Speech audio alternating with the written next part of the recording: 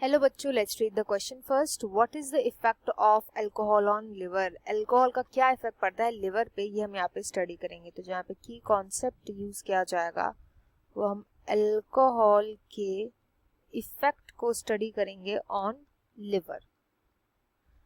जो लिवर पर इफेक्ट होता है अल्कोहल का वो डिपेंड करता है कि कितने टाइम से कोई इंसान इसको कंज्यूम कर रहा है, उसके बेसिस पर कितना एडवर्स इफेक्ट पड़ सकता है लिवर पर वो हम देखेंगे. तो सबसे पहला आता है फैटी टिश्यूज का डेवलप होना, फैटी लेयर का डेवलप होना on liver. Fatty layer develop होते हैं. फैटी लेयर के डेवलपमेंट का मतलब है जो हमारा लिवर है ये सराउंड हो जाता है बहुत सारे फैटी एसिड से. फैटी एसिड डेवलप होने लग जाता है लिवर पे. ऑल्दो बहुत ज़्यादा फेटल कंडीशन नहीं है एंड ये रिवर्सिबल भी होता है नेचर में. अगर आपको बहुत जल्दी या उस इंसान को बहुत जल्दी बुद्धि आ गई तो ये रिवर्सिबल भी होता है.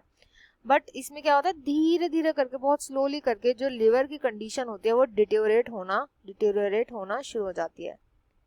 मतलब खराब होना शुरू हो जाती है. इस टाइम पर होता क्या है कि अगर सपोज कभी लिवर का कोई छोटा सा पार्ट आपको किसी को डोनेट करना पड़ेगा तो आप डोनेट नहीं कर सकते. जो फैटी लेयर होती है, जिनके भी लिवर पे फैटी लेयर डिपॉजिट होती है, वो कभी भी अपना जो लिवर है उसको डोनेट नहीं कर सकते for good purposes.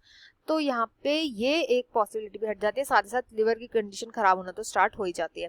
Next stage जो यहाँ पर आती है उसको हम बोलते हैं लिवर हेपेटाइटिस. लिवर हेपेटाइटिस में क्या होता है, जो लिवर की सेल्स होती हैं इसमें इनके अंदर डैमेज आना शुरू हो जाता है. ये डैमेज जो होता है दिखने लगता है. कैसे?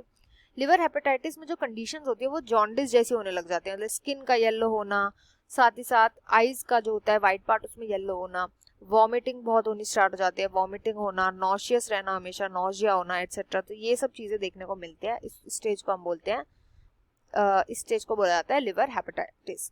एंड ये स्टेज हमें तब देखने को मिलता है जब कोई 5-6 साल तक 5 to 6 ईयर्स तक अभी भी लगातार पिए ही जा रहा है. जो फर्स्ट स्टेज होती है वो 2 to 3 ईयर्स के अंदर दिखने लगती है. Next stage 5 to 6 years. अब कोई इंसान अभी भी नहीं सुधर रहा, अभी भी पीते ही जा रहा है अल्कोहल, तो उसके अंदर क्या देखने को मिलेगा, उसके अंदर लास्ट स्टेज होती है दैट इज सिरोसिस. उसमें देखने को मिलेगी. सिरोसिस कंडीशन जो होती है अराउंड 10 ईयर्स के अराउंड भी अगर कोई ड्रिंकिंग कर रहा है तब देखने को मिलती है.